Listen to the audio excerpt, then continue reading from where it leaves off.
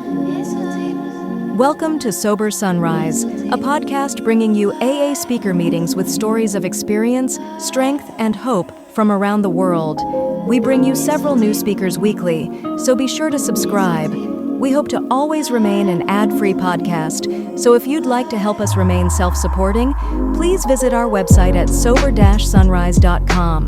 Whether you join us in the morning or at night, there's nothing better than a sober sunrise. We hope that you enjoy today's speaker. Would y'all please welcome Clint H.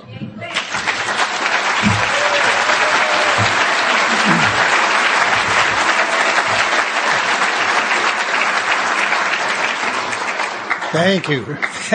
Thank you, Terry. Makes you wonder, doesn't it? I'm really delighted to be here. I am very, very delighted to be here. And I was touched by the flag ceremony and about the history of AA in this area. I had my last drink on August 14th, 1966. And so in these years that I have been a member of Alcoholics Anonymous, you can be sure that it's become very, very important to me. It's become very, very vitalizing to me that there is an organization like this, a movement like this, a fellowship like this. In my view, is really a miracle. It could not have survived all that craziness and all of our craziness and all of our well-intentioned tapping our way to the curb over the years. And it did. I was in Pete's archives over there, and I was reminded, looking at that motorcycle, Bill and the founder, one of the founders and his wife Lois, moved around New England in a motorcycle with a sidecar. And that thing looks like a wreck in those photographs. God. In the book someplace, when it talks about Bill's drinking and his coming back and his ongoing promises to Lois, there is a wonderful phrase. Getting drunk and then sobering up, the phrase is, he stilled her forebodings. Isn't that wonderful? Is there a guy in here that doesn't know what that means? He stilled her forebodings. And he must have, because he got her in the sidecar of that damn motorcycle time after time. That's hard work, you know. This guy is a genius at stilling forebodings. Gotta like a guy like that.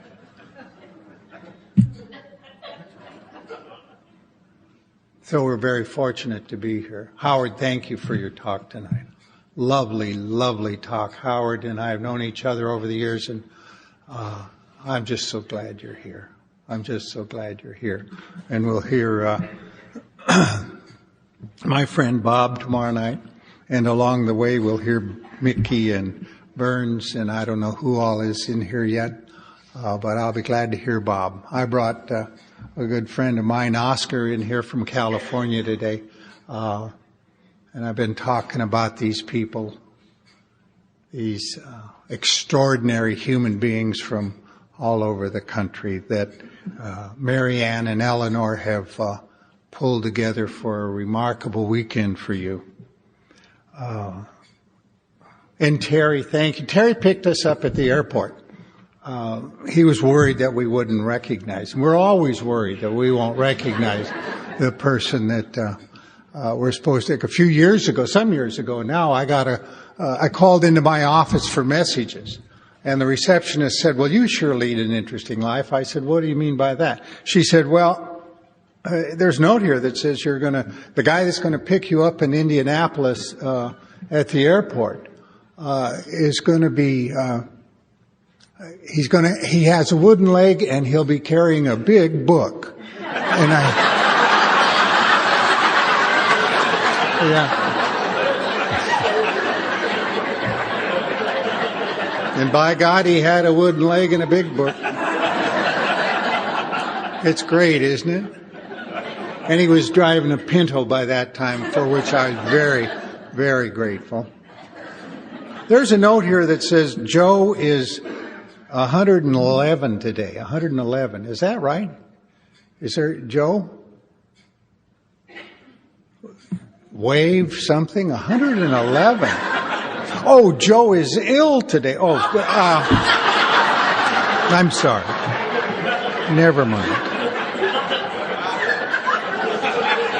I don't think so. All right. No wonder you're not here, Joe.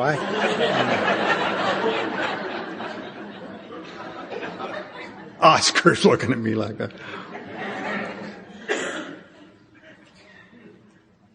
We have a meeting that we go to in LA. It's the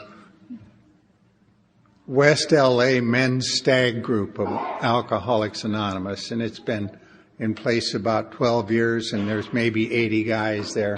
And it is, there's such a sweetness in that meeting. There's just, every Thursday night I get to go sit with a bunch of guys and talk about the amazing transformative experiences that take place here. And I feel it here. I feel it here. I feel welcome and comfortable here and loved. So thank you for that. Thank you for that. Are there any, if you're here in AA in your first 30 days of sobriety, would you just, there's one right over there. Anybody else? A few in the room? Couple around here? Thank you. Good.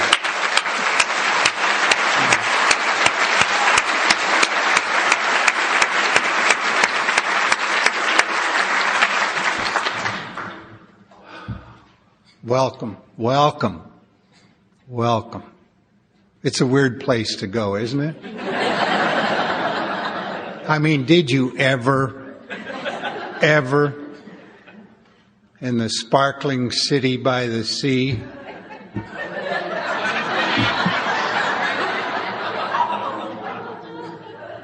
and here we are. And you may not know it yet, but you're free. This is the deal. We get here by invitation. The universe issues an invitation, and we come in. We don't all stay, but some come back. And those that stay, those that leave and come back and stay, are just as welcome as if they had stopped drinking on the very first meeting. I had gone to AA 5 years before I got sober. In Portland, at a meeting occupied primarily by guys that just seemed terribly old to me. And I knew that whatever was wrong with them was not the same thing that was wrong with me, and I left that meeting knowing that I could cross one more thing off my list in my search for what was wrong and what would become of me. And 5 years later, a very interesting thing happened. I was living in Glendale, California. I had just gotten off of active duty in the Marine Corps.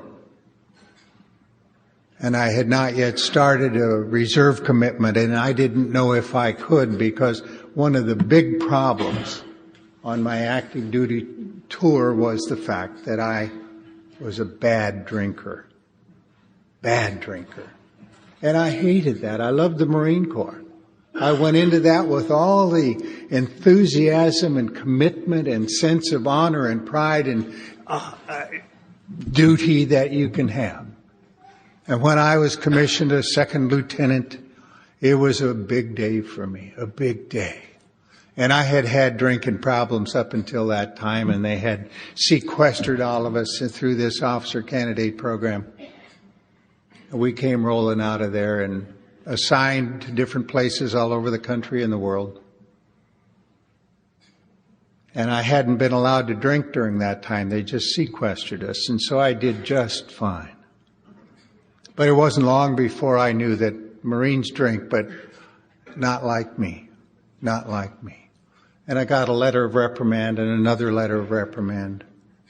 And commanders saying things like, Lieutenant Hodges consistently fails to live up to the low standards he has set for himself, and those kind of,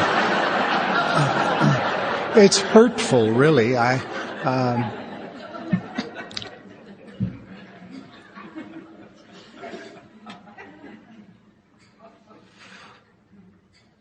The commander at El Toro Marine Corps Air Station said, as I stood in front of his desk, a general officer, he said, "There's no room in the Marine Corps for an alcoholic, Lieutenant." And he finally dismissed me, and I marched out of his office knowing how wrong he was. I mean, my brass was shined, my hair was cut, my shoes were shined, my uniform was clean, and God, he thought I was alcoholic. And the irony of that day is I had to buy a fifth of vodka. I had to drive out into those orange groves north of the base and lay on the front seat and drink that hot, terrified that the next thing I'd see would be a military police jeep coming out there to pick me up. Both marriages had already failed. I had 3 sons, and they were kind of a hazy, distant part of my life. And I got out of active duty with an honorable discharge just by the skin of my teeth. Moved to Glendale. Lived in an apartment for, maybe 5 weeks or so. And that's all he could stand of me there. I moved out of there, and I moved into a car.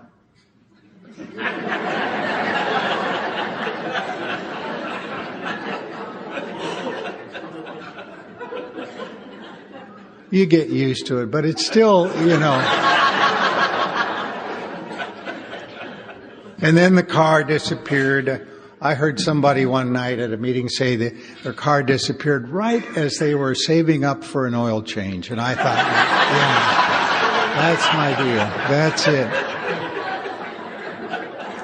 And I moved into a place that for years I described as a double garage.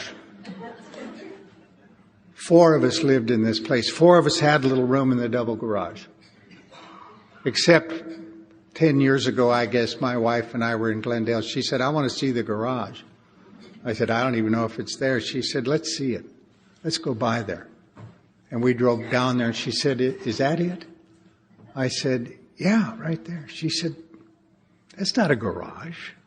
That's a shed is what that is." A shed. I mean, it's just like, oh, yeah, wow. I had just like $11 a week and hopeless and terrified. And I had a little radio. They still have them around here. These radios are specially built for alcoholics because they just pop into playing music. Pretty music, really. But you can't turn them off. You pull a plug out of the wall and it's just a little scary. Take them outside and put them in the dirt and they play. You learn in AA there's a lot of explanatory material here that you don't even ask for, but I knew one night when I heard a gal in a meeting when I was just 6 months sober say that she had taken a hammer to a parking meter and was arrested while she was beating it to death. I asked her later, I said, what was the deal with it? And she said it was broadcasting every rotten thing I had ever done. I get that, man. Yeah. And my radio is kind of like that, a bit of a mystery, And there was nothing. This threadbare little room with the steel cot and the wet mattress on it and the bad smell and the sticky linoleum floor. And that awful sense of desolation and terror. And the rat. There was a rat. Over by the door. You could see it. The light coming under the door from outside. Middle of the night, and that rat was just looking at me. And I'm on the floor under the cot, and the rat has kind of got these eyes, and I knew he would charge me, and I just knew he would win. It was makes a long night of it, doesn't it?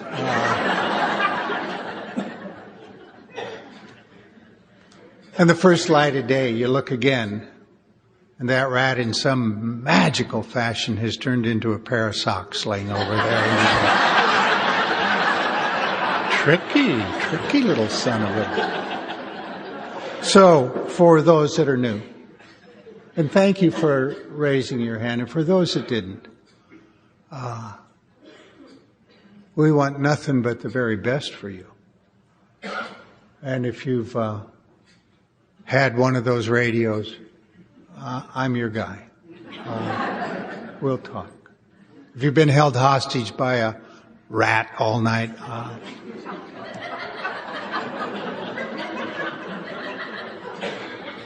I wanted to say it more gently. Have you been held hostage by a pair of socks all night? Welcome home. You found us. This is it. Those people that just stopped coming to the bar. Here we are.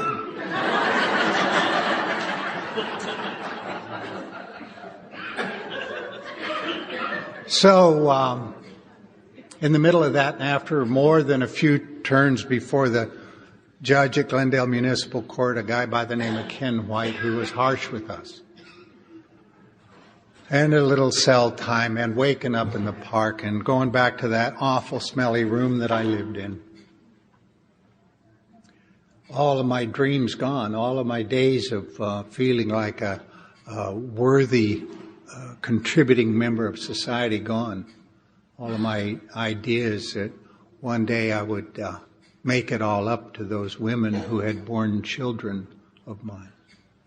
One day I would do something very noble and they would see, after all, who I am. Those days are gone. That flickering hope was no more. There was a guy I met years later whose mother was an author, and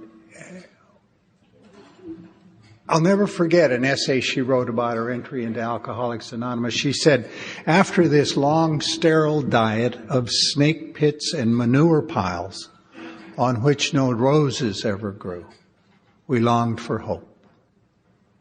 And you gave me hope with your stories, with pointing out to me in the book the things that are there. I wouldn't have picked up Bill's skill at stilling her forebodings, except it was pointed out to me. There's a sentence in there that I just love. It says that our problems arise out of ourselves. Isn't that awkward, goofy language? Accept that. The subtext is this for me.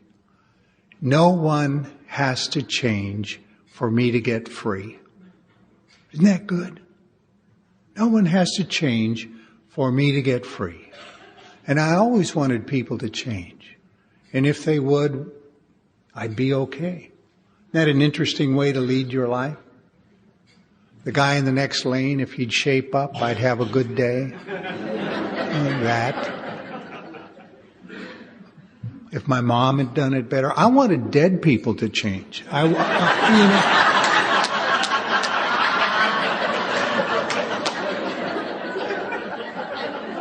If you want a really frustrating and unfulfilled life, demand that people that are dead 30 years shape up. Give all your power away by blaming those people. They're not going to change. And I wanted that. I wanted it desperately. And then I'm in the little room and I'm living there. And one day I'm walking down the street and a bail bondsman came by and honked his horn. And I walked over to his car. He and I had done some business together. In better days, I might add. You don't call a bail bondsman when you're in that kind of shape. I'm going to take you someplace today, he said. And I really didn't know he knew that it was a problem. Oh, sure, he bailed me out a lot, but that can happen to anybody, you know.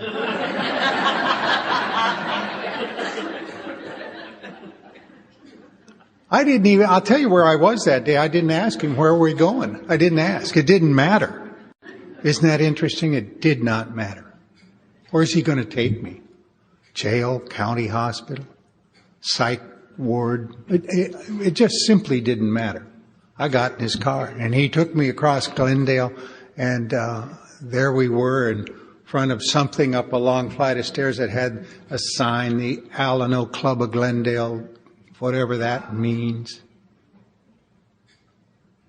And we walked in there. Nothing, they were just sitting around. They started a meeting around a couple of tables put together. A dozen people, no more. And I stayed there for an hour after the meeting, but I don't know what I was looking for, but I didn't hear it or see it or feel it.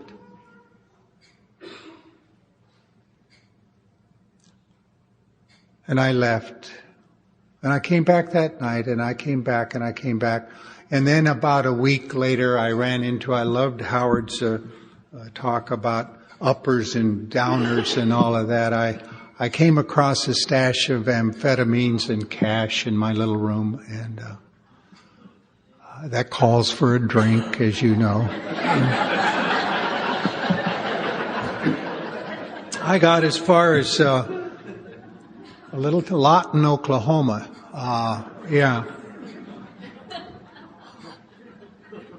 Outside of Fort Sill.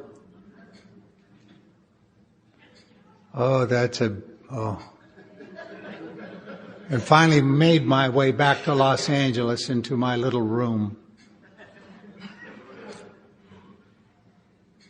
Looked a little better since I'd been in Lawton, if you want to know the truth. But that morning I walked to the club. I knew where it was. Nobody was going to come along. I walked to the club, and I walked up that flight of stairs. And it was about 10 in the morning, and somebody was doing his job in AA, because the door was open and the lights were on and the coffee was made. And a guy dead now, Bill Kennedy, was there when I pushed open that door. And he was smiling. I've never forgotten that beautiful smile that he had. Oh, he'd seen me before at the meetings. He didn't really have any interaction with me. But he smiled when he saw me. I could not have felt worse. Coming back finally to the one place I knew would not provide any help to me, but maybe a short, brief bit of shelter against the hot sun, shelter against not having to go to the park that day. And he smiled. How you doing? Oh, not so good. Come in. He said, what happened? And I said, well, I got drunk and let everybody down. Like Glendale AA was going to go south now that I had. He asked me such a great question. It's a wonderful question. He could have asked me a lot of things. He could have said a lot of things to me, because I had, after all, been going to meetings for a couple of weeks before I took off. And he just kept smiling and said, oh, are you alcoholic? Isn't that great? What a wonderful question that is. And of course, I knew, but I didn't know. Sort of like, it depends on what you mean by alcoholic. But I knew what the right answer was. And after a minute I said, because I needed to be there. I said, yeah, I've been an alcoholic about a month now.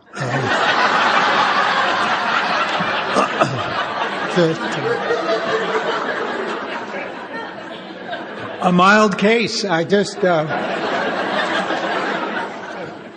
caught it,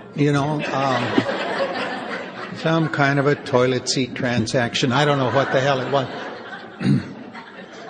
And he kept smiling. He blew right past. He said, so, you're an alcoholic and you got drunk. I said, yeah. He said, that's it. That's us. That's who we are and what we do. It was not a big relief to me.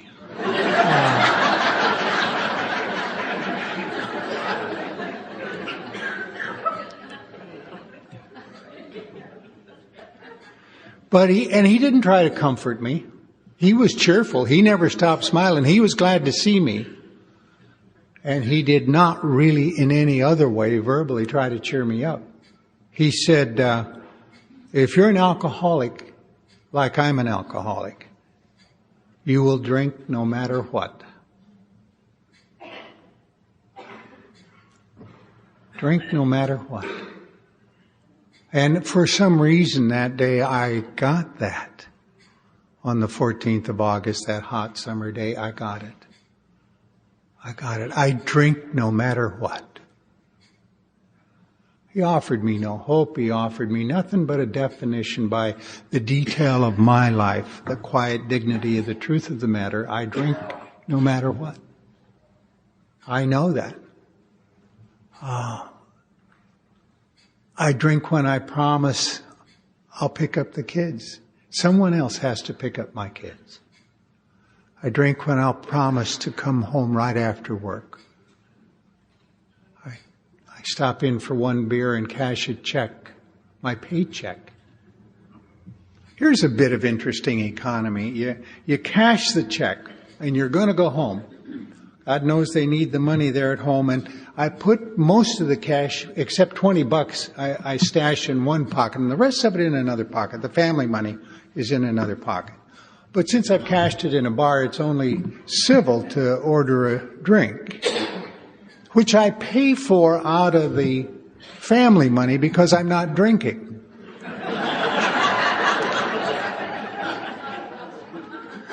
I mean, if I were drinking, I'd just drink with my money.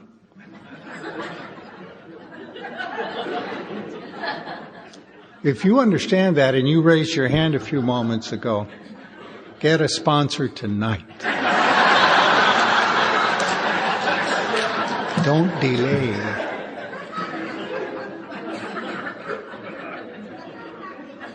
And then the family money's gone. I don't know how that happens at 1 o'clock in the morning. And there's such a load. I have to now drink on my money.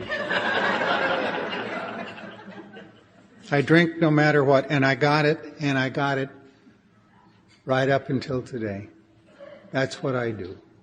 That's what I do. And it was the 14th of August, and that guy was kind to me, loving of me,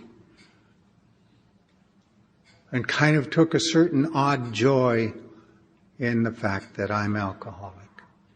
And you'll drink no matter what. Smiling, a lot of teeth. And I do. The cat is out of the bag. I drink no matter what. There's no more talk of quitting. None. And it's the one thing I cannot do, and it was mentioned earlier today. It's the thing we cannot do. Can't quit. Isn't that the most confusing thing that you can ever imagine? Can't quit. Howard spoke of it beautifully. And I knew it was true for me that day. And I stayed there and went to the meeting that night. Bill Kennedy died a couple of months ago, but he certainly had a huge impact on my life. He said, good people in AA will tell you don't drink no matter what. And you, he said, will drink no matter what. And it was kind of like a little secret to me for a while in AA. You seemed to be kind to me. You were very, very welcoming to me. But you didn't know that I drink no matter what, apparently, or you would not have been kind to me. And I knew that I wasn't going to stick around there very long.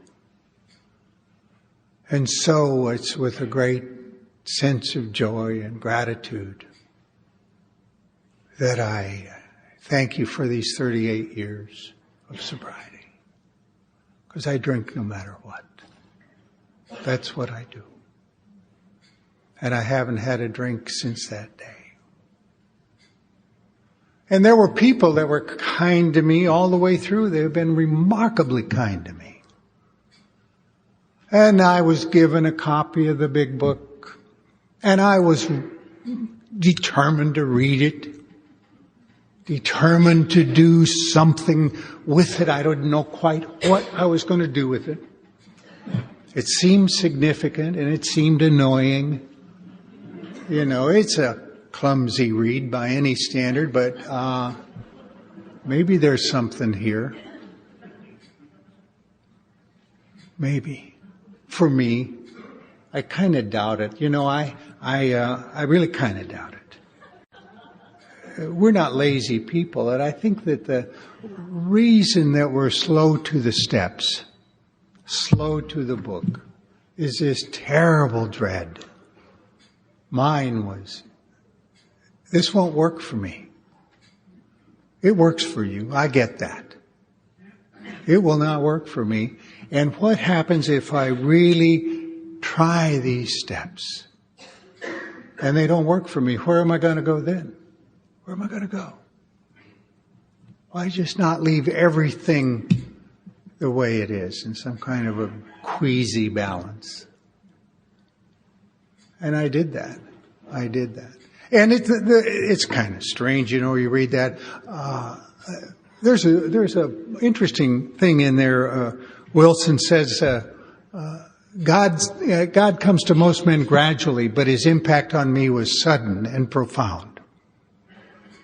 And that didn't comfort me. I thought, oh, how nice for you, Bill. Oh, isn't that cute? You and that white light deal and all of that. But that's not for me. That's not for me.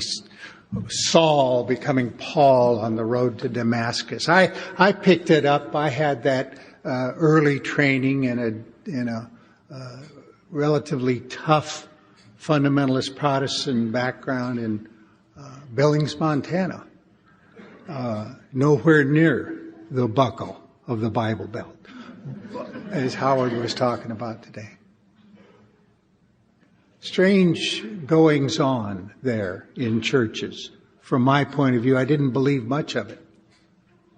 The people that carried the message to me never seemed like they were very happy about what they believed or about what they'd done with their heart. It just, my uncle went down to the front of that church one Sunday morning and got saved, and it seemed like they were sending him off to China to be a missionary.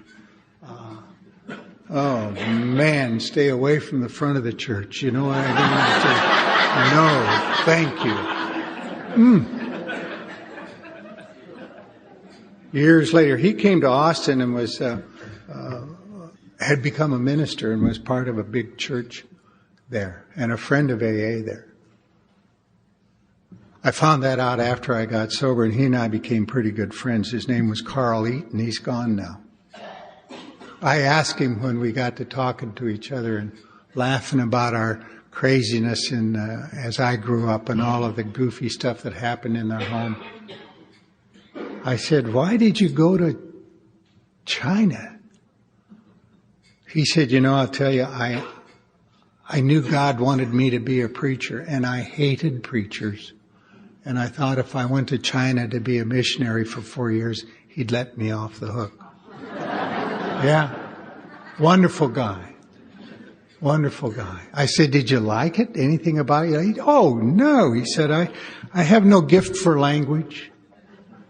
And we're supposed to learn this dialect. And it was awkward at best. There was just nothing in it that I really... In fact, he told me one night that in the dialect, the word for Lord was confusingly similar to the word for pig.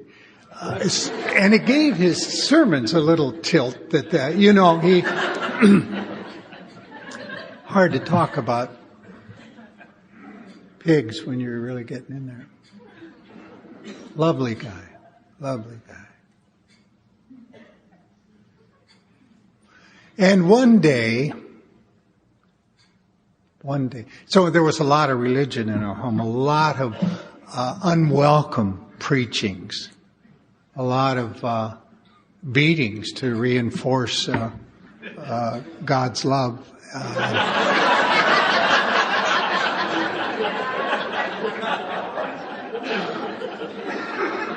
You grow up with some weird ideas, weird ideas. And they followed me into Alcoholics Anonymous, I can tell you, because I had some strange notions about God that were in the nature of the baby elephant beliefs that Howard was talking about earlier today. These earlier commitments, cognitive commitments to a notion that helps you explain how life is. And kids that grow up in that kind of a terrorized home need to know as much as they can about how life is. And we grab these beliefs. And I had a bunch of them. About God and about my mom and about families and about all kinds of things. I got thrown when I was 5 years old, I guess, out of my little sister's nursery by my mom. And I knew before I hit the wall on the other side of the hall that she didn't love me. It just went into my midbrain, and I knew she didn't love me, and I knew you can't trust women. I didn't have to, no one had to tell me. It just went in there. And all I wanted was for my baby sister to move out so I could get the attention I had been getting before she was born. Get on the road. She was 6 weeks old, but I wanted her out of there. So I'd thump her on the head, and that scared my mom, and out the thing I went. I mean, it's interesting, isn't it? We give meaning to these things that don't have inherent meaning. There are a lot of explanations for what happened that day. One may be you can't trust women, but look at all the others. Your mother doesn't really love you. That's another one. Your mother is exhausted and not showing good judgment. That's another one. You frightened your mother with that kind of treatment of your infant sister. That's another one. Your mother doesn't have great parenting skills. That's another. You need a counselor. That's another. But we pick one. It's no more true than all the others, but we pick it and live with it.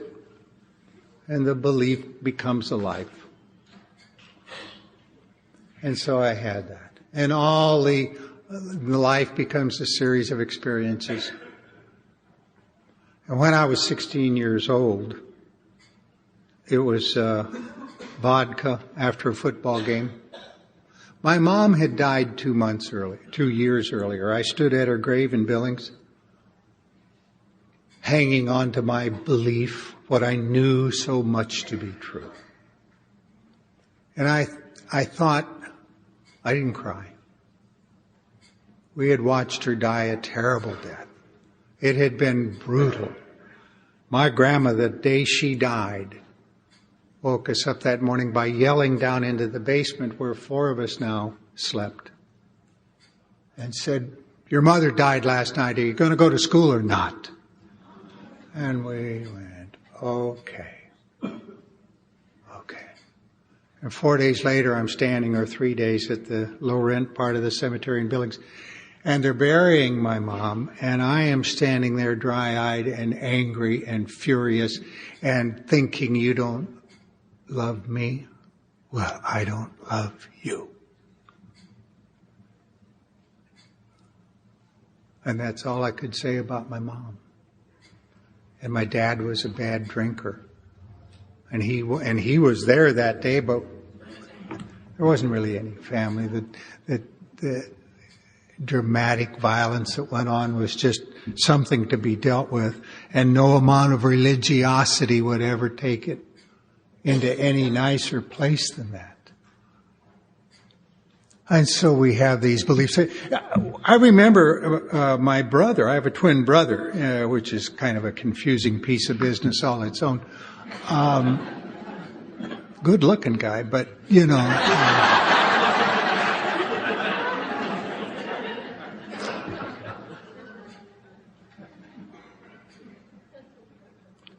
He asked a question about sex. Boy, that turned everybody to concrete, I'll tell you that. And you don't ask again. But you know it's bad.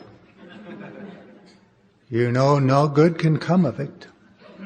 It's dangerous. You come down, you distill it down to a simple enough idea. Sex is filthy and disgusting and ugly. And you should save it for the one you really love.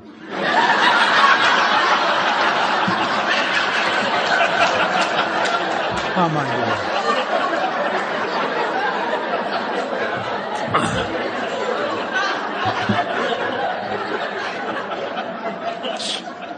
Clear enough, Grandma, thank you.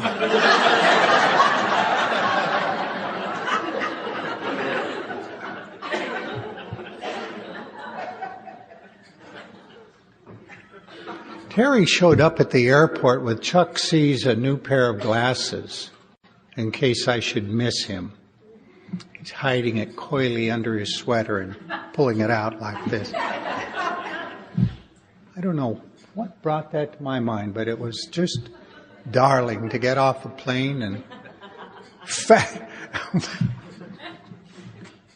we'd been talking about that. Oscar said, do you know who's picking you up? I said, I don't know nothing but a name. We've talked on the phone. He said, well, how will you recognize him?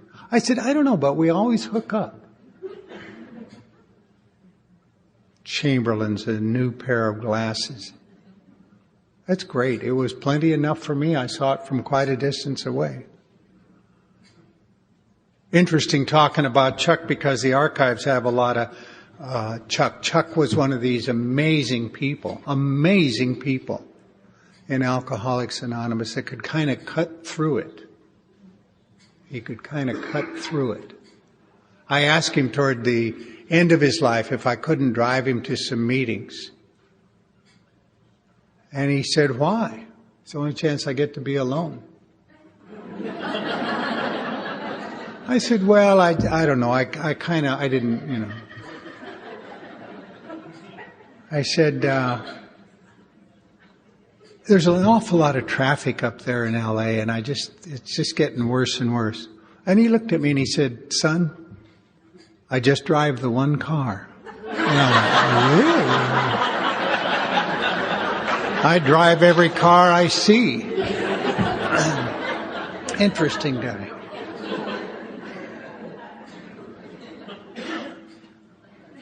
So we're bumping along. When I was 5 years sober, somebody told me to go to law school, and I never, ever would have ever thought of that. Last time I'd had any education, I was drinking badly and I got thrown out. And I didn't really want to risk all that again. I went to law school. I worked during the day, went to meetings, and at night, 3 nights a week, I went to law school and I studied on. And when I was 9 years sober, the state of California gave me a license to practice law, which is like,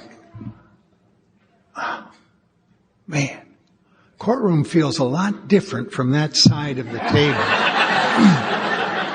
And I love it. I really love it.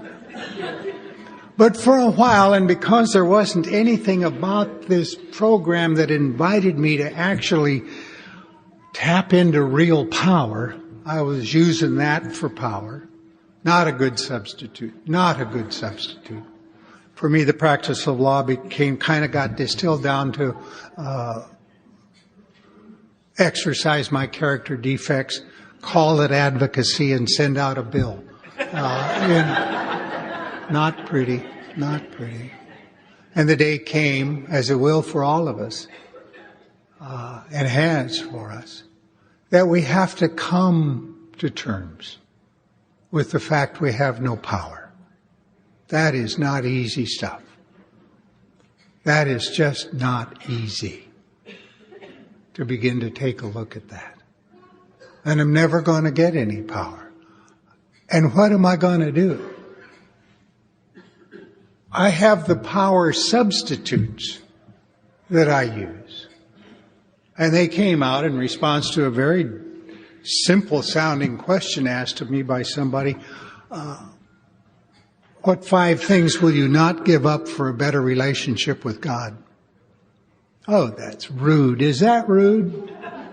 You bet. I got 5 things. I have 7, I think it was on my list. Yeah. Anger, control, sex, greed, all of that. Image. Ooh, big one. Image. Man, do I have an image. When I was in the Marine Corps, they taught us to camouflage tanks by putting branches on them so they'd look like trees. And my tanks always looked like tanks with branches on them. So it's like that's how you look, holding an image in place. But it really focuses you down on that question that I never ever wanted to answer: is God everything or nothing? Oh man, let it go. I mean, if I told the truth, it would be, well, I don't think he's nothing, but he isn't all he's cracked up to be. And I don't know quite what to do with him. And yet, in me is a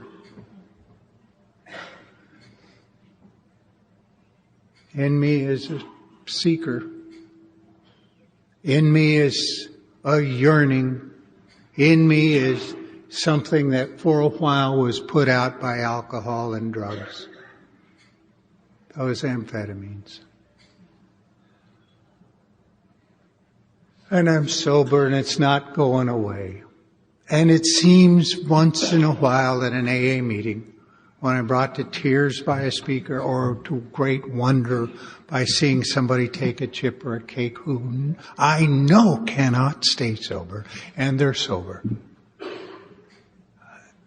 There's a knowing, and it's not going to come again soon or ever. But there's a moment of peace, and I don't know what to do with that. But it just kind of intensifies the need I have to look at that. And the time had come in my life, after some years of sobriety, when I was there, when I'd gone through terrible reversals in every area of my life. And I didn't think I'd drink. I just was always involved in AA at one level or another, and sponsored guys and did all of that. But I had no spiritual life. And I knew that the pretense was over. I knew it was all over.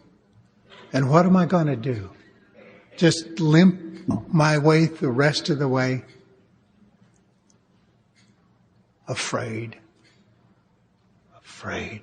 That cold fear doesn't ever quite leave me.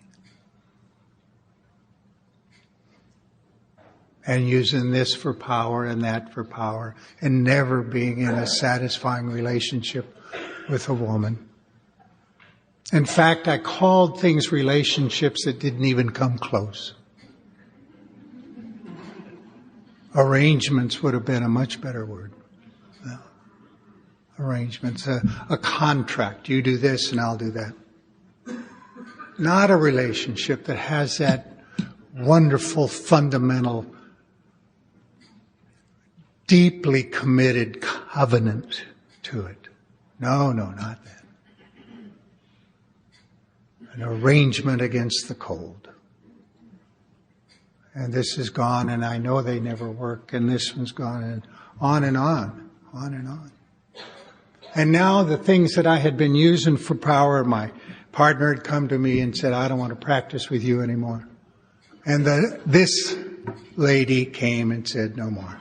And the house is gone, and the car is gone, and my income is just tanked.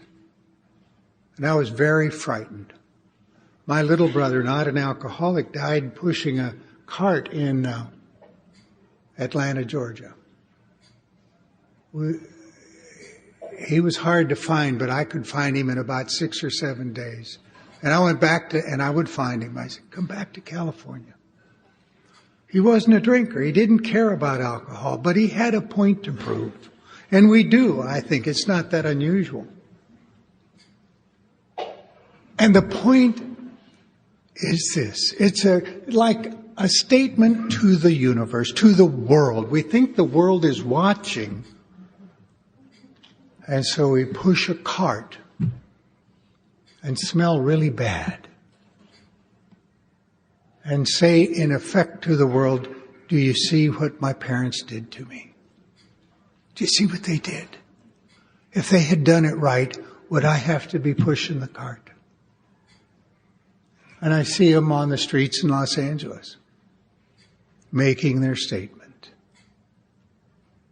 And my brother did that. And then he got beat up and he went into the VA and he came out and what little he had was gone. And he had a heart ailment and we went back for his funeral. My brother and I were both sober. My little sister, not an alcoholic, and my brother, the youngest, was gone. And when I came into this crisis in my sobriety, I thought of him, and I thought of my future, and I thought of where it might go. And it didn't seem so far-fetched that I would be pushing a cart. Insane thinking, yeah, of course. But it was my thinking. It was my thinking. And so we're at a very interesting part of step 2 where it says, suggests in some odd way that I may be insane. I mean, they were really getting rude with me in those days. And I didn't really think that was a particularly apt description of me. The guy said, I'll tell you what to do. Let's meet next week. Write down the 20 craziest things you ever did. Well, I've got some stuff. I'll give you a few of them that just were kind of, that I can discuss here.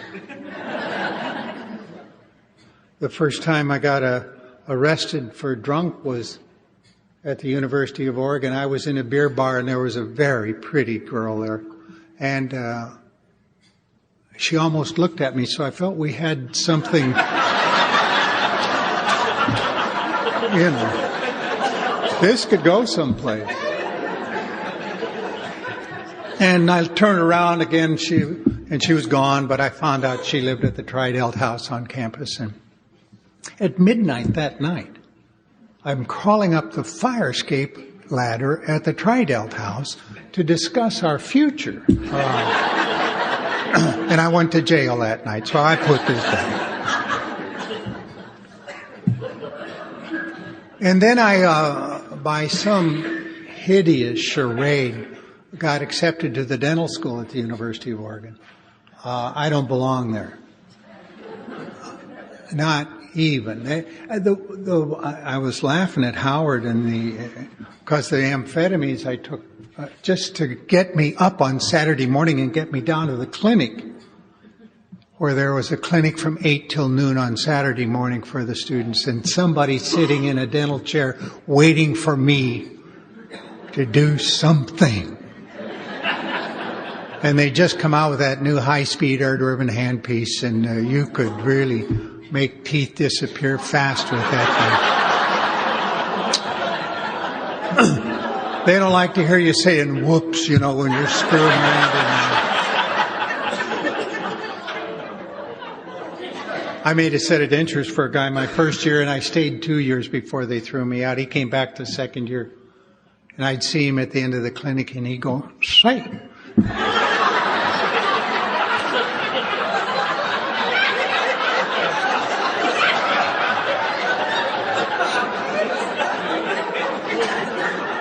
Something wrong with my teeth, he said. When they threw me out, I was greatly relieved, as you can imagine, and I lived on Skid Row waiting to go into the Marine Corps. It was 7 months that I was supposed to go in. And Skid Row drinking is much easier than the pretense attached to all that other stuff. Easy drinking. Nobody asks you goofy questions like, how are you? You know, it just doesn't come up. But I did write down that night, I sat across a carved up wooden table in one of those places on Burnside Street in Portland. They called them cafes, can you imagine? Maybe the pickled pig's feet or something, I don't know. But here was across this table a woman seated. And she had paper bags with her. And I knew at once that it wasn't just a, let's have a drink together. There was something going on. You know, you just, and I knew we were traveling. I don't know what our destination was. I don't know who she was. I don't know her name. She was asleep, or I would have asked her something. You know, she's kind of passed out there at that table. A little chilly on her cheeks, so I know we'd had dinner. Some delicate flower I'd invited to dine that night. I wrote that down. I wrote down about that last drunk driving arrest, where the cop said on the report, I discontinued the field sobriety test because a suspect was injuring himself.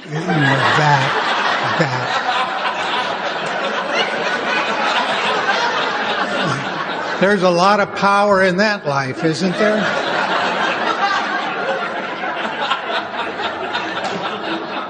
I had a bunch of stuff, and I wrote it down, and I took it to this guy, and he asked me a fascinating question. He said, this is crazy stuff, and a lot of it is attached to drinking. I said, yeah, there's no question that I'm an alcoholic, I guess. He said, you know, it's what you didn't put down here that tells the tale. It's what you did between every two drunks, with all this evidence that you should never drink, ever drink, knowing what chaos it can cause. Between every two drunks, while you were sober, before you started to drink again, you did the craziest thing you could ever do. And I said, what?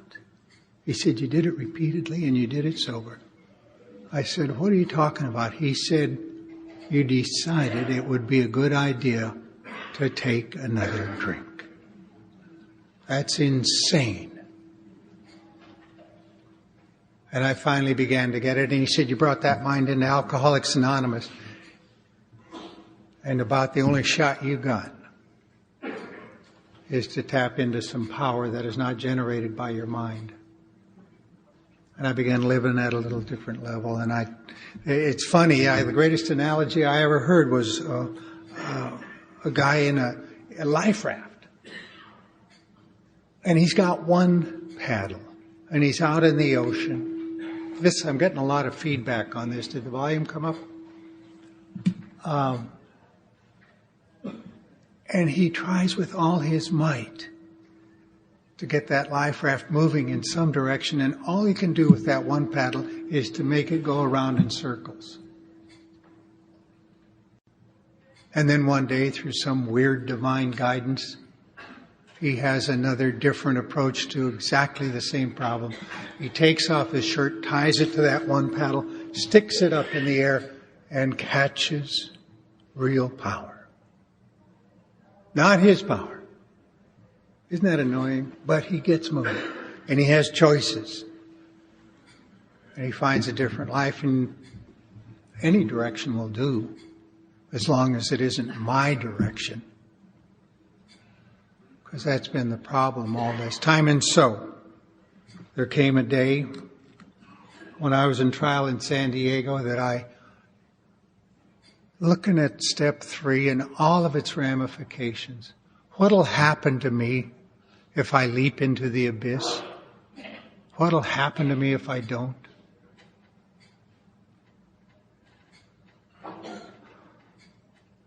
And I had one thing that I never could get out of my mind, that this power, whatever it was, had done exactly what Bill describes.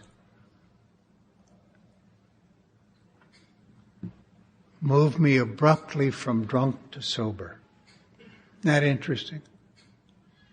God comes to most men gradually, but his impact on me was sudden. The 14th of August, I was a drunk. The 15th, I was not a drunk. Now that's moving right along. Isn't that amazing?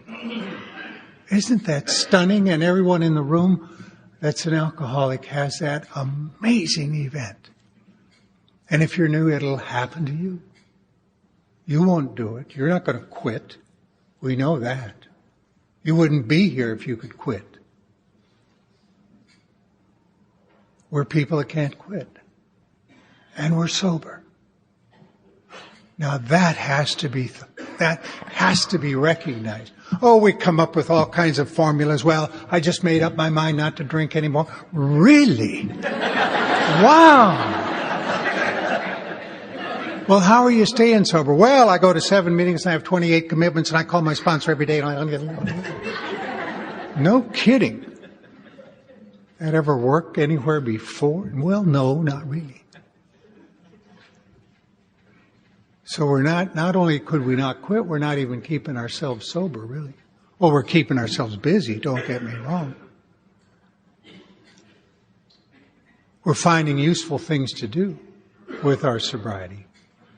But it turns out it's been a gift. Been a gift. And you can't lose sight of that. About that last drink, whatever formula you have wrapped around it. Look again.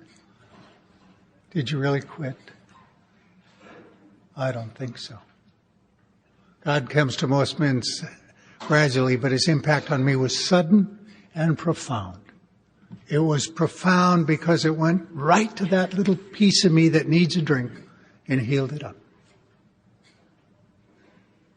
And he did it without my consent. Isn't that great? He met me at the level of my needs, certainly not at my merit. And so the picture gets a little clearer and it gets a little clearer. And now am I going to leap into the abyss? And it turns out, yes. I will surrender to this, whatever it is. And we talk about God as I understand God, and I think all it means is a God that makes sense to me. That's all. Whatever God makes sense to you, grab it. If it makes sense to you, because it will never make sense out of the context of that remarkable moment when you didn't drink again. And then you didn't do that. And there's a power. And does he have a personal interest in you? Apparently he does in me. Can I have a relationship with that power? Apparently. I have one. Can I have an arrangement with that power? No.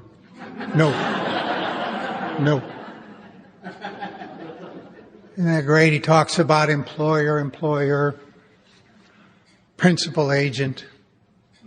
And some of us hope the word partnership will sometimes be put in that book. It's not a partnership. Don't go for a partner.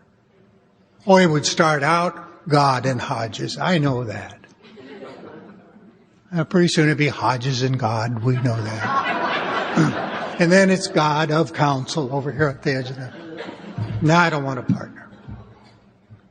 No, I want a father. I want a father. And I have that. It happened in a goofy hotel room in San Diego in the middle of a trial. When I knew within me, just because I looked. When I was silly enough to believe that goofy statement at the end of chapter 3, it says, for those of us who seek him, he will show himself to us. I said, show me. I've been looking, show me. And he is not boggled by my impatience, it turns out. My discourtesy is not a big deal with him.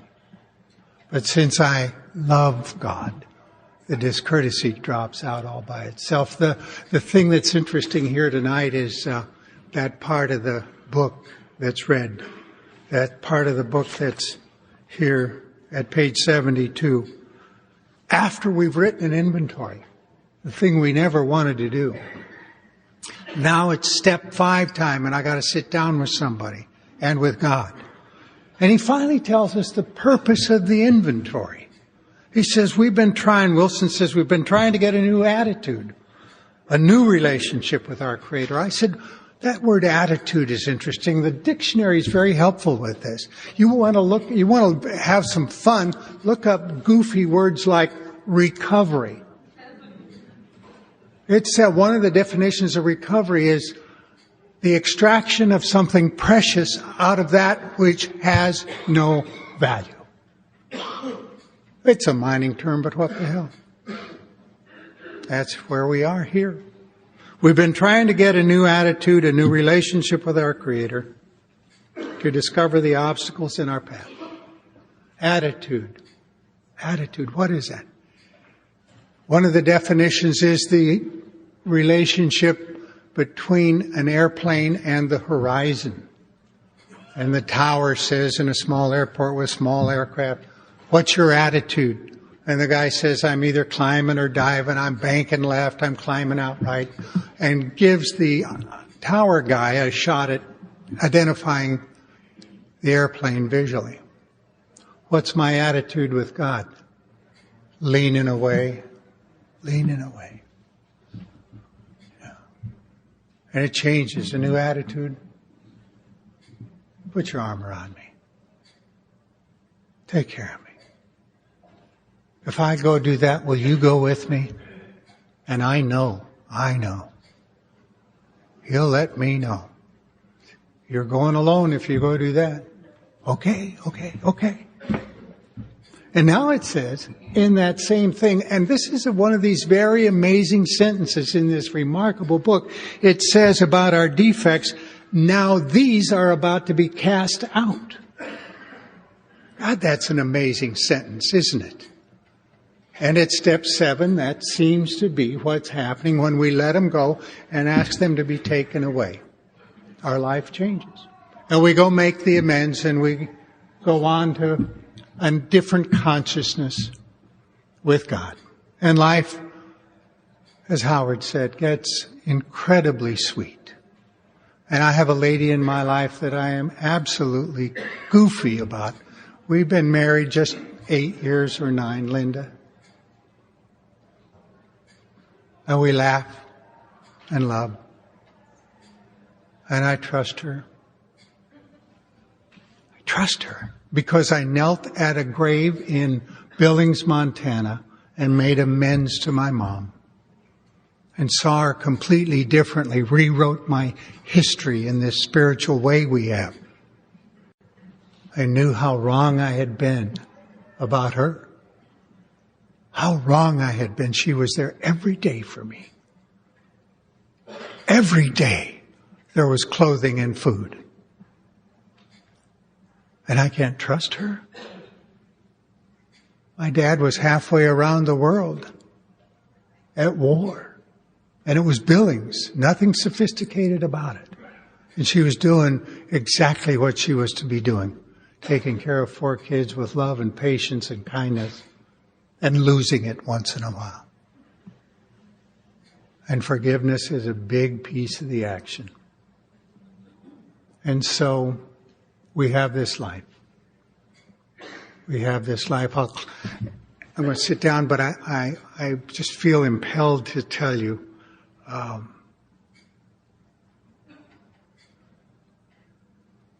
about a year ago I got that diagnosis that I didn't even think it was coming up, but the guy says you have prostate cancer and you got to do something about it, and you don't have a lot of time. So I had the surgery, maybe at the end of April or so. And now I'm home from the surgery, and I'm in a lot of pain, and I'm in a lot of turmoil, and I'm, what's going to happen? It's changing my life. I don't know what's going to happen with my marriage. I don't know how we will be intimate now. I don't know how important that piece of it was.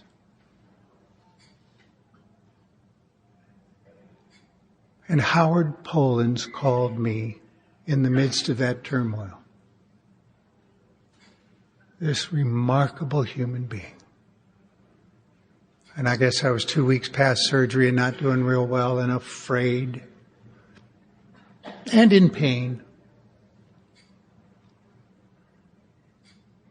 And he didn't much do any introduction at all. It wasn't any warm-up. He said, I got a story for you. I said, hi, Howard. I'm fine too, thanks. He said there was this guy that loved skydiving. Howard doesn't tell stories without any point to him. He loved skydiving. Every minute, every nickel that he had was skydiving. That's all he did, except earn enough money to skydive. And one day he's at altitude in the plane and the pilot's up there and the door's open and he's getting his gear together, pulled it together to do what he loves doing most in the world. He had not yet put on his parachute, and the plane got caught in enough updraft, and there was a overreaction, and this guy popped right out of the door of the airplane without his parachute. I'm going, oh man. And Howard said that guy at that moment had the choice that we all have. He could spend the rest of his life in abject fear or doing the thing he loved to do most. And I got it. I got it. Do what you love to do. What do I love to do? I love to practice law. I love to coach trial lawyers. I love my wife. And I love you. Love being here. And I love God. And He loves me too. And a couple of months went by and Linda and I had gone swimming and she was driving back and I said, pull over, pull over. I got to talk to you about something. She pulled over and she said, yeah. And I said, you know, that sex thing isn't coming back. And we haven't talked about it at all. But I want you to know that I know it's not coming back. And I want you to know that I'm at peace with that. And I want you to know that in some weird way I've fallen in love with you all over again. And she said, I've fallen in love with you in a completely different way too. She said, I'll miss you very much, but no, she didn't say that.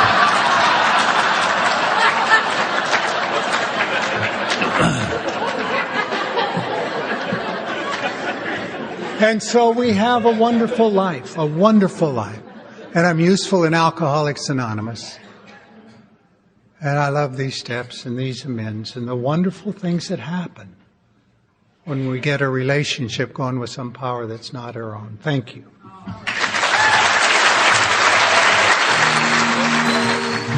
Thank you for listening to Sober Sunrise. If you enjoyed today's episode, please give it a thumbs up as it will help share the message. Until next time, have a great day.